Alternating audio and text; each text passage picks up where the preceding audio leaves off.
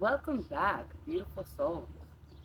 If you watched episode 1, we talked about remembering your intuition, remembering your inner wisdom, remembering that your magic was never lost. But that raises an important question. If our magic was never lost, why are so many of us searching for ways to activate it now? Today, I want to talk about something often called the witch wound. Whether that phrase is triggering or resonates with you, stay with me because this isn't really about witches at all. It's about what happens when a person learns that being fully themselves doesn't feel safe. So, what is the witch wound?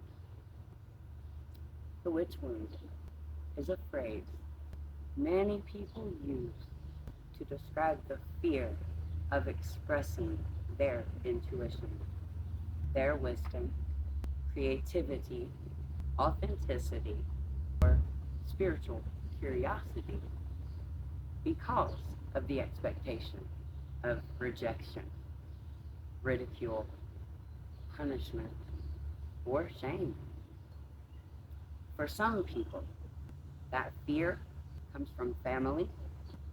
For others, religion, school, relationships, culture, or simply growing up in an environment where being different wasn't welcome. Whatever the source, the message becomes the same. Hide, shrink, don't ask those questions, don't say what you sense, don't trust your instincts, don't be too much, don't stand out. And over time, many of us stop trusting ourselves.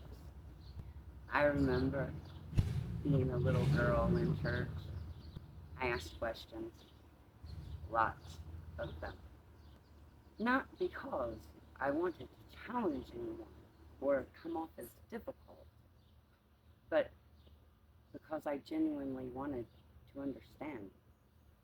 I was fascinated by God, fascinated by consciousness, by creation, but using the perception that I was gifted with, math was not mathin'. An all-knowing, unconditionally loving creator God demanded props when he could literally speak them into existence, sacrifices of animals, sons. Yeah, here's looking at you, Abraham and Jacob. Daughters raping their father to become pregnant. It was nonsensical. My young mind could not rationalize many of those concepts, and I asked the questions. Sometimes curiosity was not met with conversation, and let's be honest, it was never met with conversation. It was always met with correction. I also remember hearing people describe intuition and spiritual sensitivity or unexplained experiences as either a message from God or something to fear, framing them as demonic. Whether those messages were intended to protect me or not, my young nervous system learned something. It learned that certain parts of myself might not be welcome. And when a child believes authenticity threatens their belonging, belonging usually wins. We run on a residual survival program that tells us that to be cast out from the group means certain death, because a part of our consciousness remembers. It's called the reptilian brain or the monkey mind sometimes. You may have heard of that.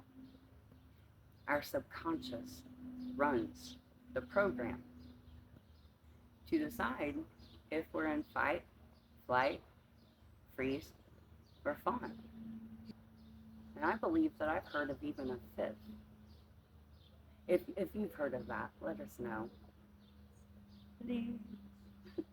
Which is all symptoms of a dysregulated nervous system. This isn't about blame. I want to pause here, because this isn't about blaming parents, teachers, or churches, or anyone else. Most people teach what they sincerely believe. People love us with the tools that they have. But loving intentions don't always prevent lasting impacts. We can acknowledge those impacts without reducing the people that are involved into villains. Healing isn't about assigning permanent blame. It's about understanding what happened so we can choose differently now. Here's something I wish more people understood. The nervous system does not ask, is this true? It asks, am I safe?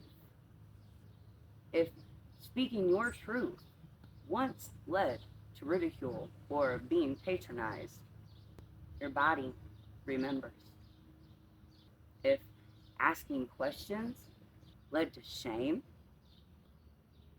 your body remembers. If being different led to loneliness, your body remembers. That's why healing isn't simply changing your thoughts. It's in helping your body experience safety in new ways. Maybe you constantly second guess yourself. Maybe you apologize before sharing your ideas. Maybe you know something deep inside, but immediately talk yourself out of sharing it. Maybe you hide your creativity. Maybe you worry about what everyone will think. Maybe you keep shrinking so that other people stay comfortable. Sound familiar? That's not weakness. That's adaptation. And adaptations can change. I don't believe that your gifts disappeared. I think they just became quiet. Not because they left, but because they were waiting. And like my own gifts, and many, many other light workers, our gifts were waiting until our body felt safe. Safe enough to hear them again. Healing isn't forcing your gifts to come online. It's creating the conditions where they naturally emerge. That's why I teach grounding, breath, nervous system regulation, discernment, because a regulated body is far more able to hear its own wisdom than one living in constant survival mode. This week, notice every moment that you silence yourself. Not with judgment, with curiosity. Be the observer. Ask yourself, who taught me it wasn't safe to be this version of me? Then ask, is that belief still serving me today? Awareness is where the healing begins. So, let's get activated. Real quick, personal note. This is one of my highest joys. To be an activator. To understand that just by holding my frequency, your frequency aligns, and we activate using intention, breath, and the most powerful medicine and manifestation tool in the whole of creation, your own voice. If you need free resources, are searching for a community, all of the things, if you're interested in the Starseed Archetype quiz, that's free as well. Please visit us in the Temple of Remembrance. The link is everywhere. Now, if you are able, place one hand over your heart and one over your belly. Take a slow breath. Inhale through your nose. Exhale completely. After each mantra, take a quick full breath. Aim to stay each with a new breath as we reframe your system to be able to hold the magic that is you. Repeat after me.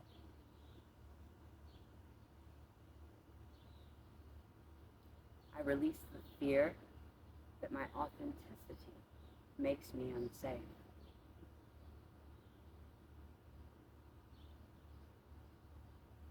I honor the parts of me that learn to hide.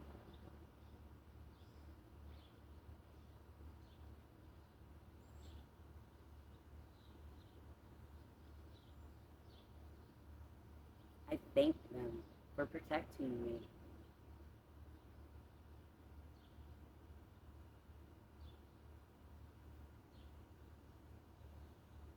Today, I choose a new way.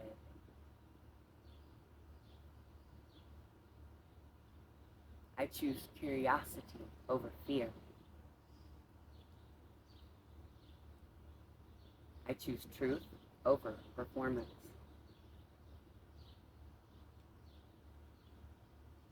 I choose to trust myself one breath at a time.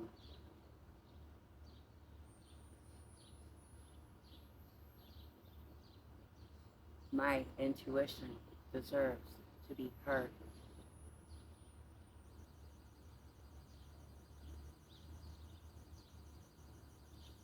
My gifts deserve to be experienced with wisdom and compassion.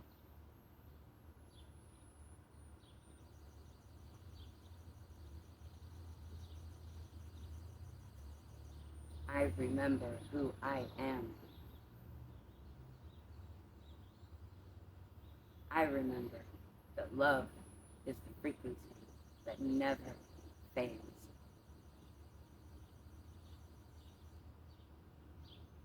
Take one more deep breath.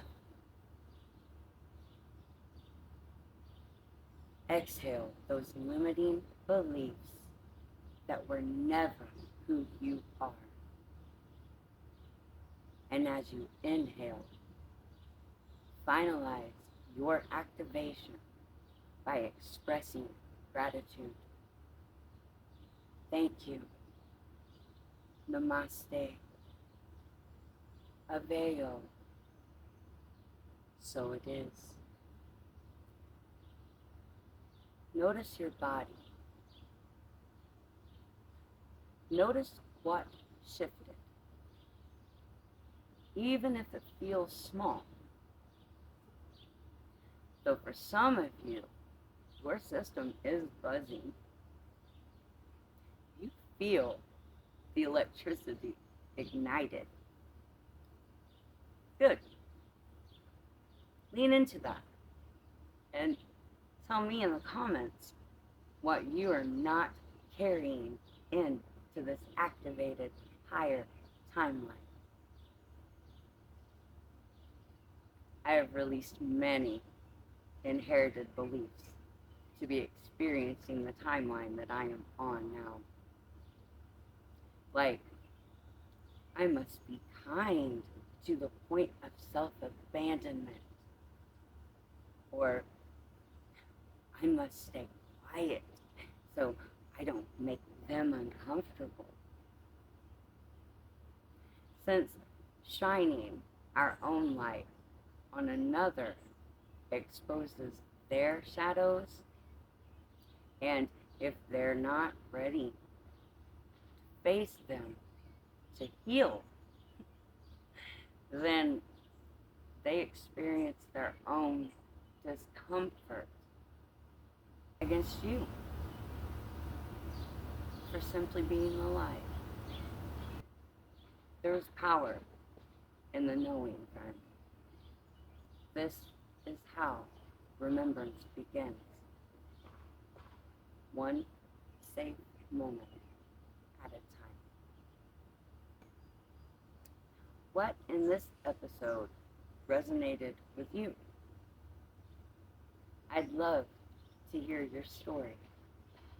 When was the first time that you remember feeling it wasn't safe to fully be yourself? Share only what feels right for you. You never have to reveal any more than you're ready to. Sharing anything, even an emoji, if that expands on your experience, is sacred throat chakra activation work. Great job. It takes courage to speak up.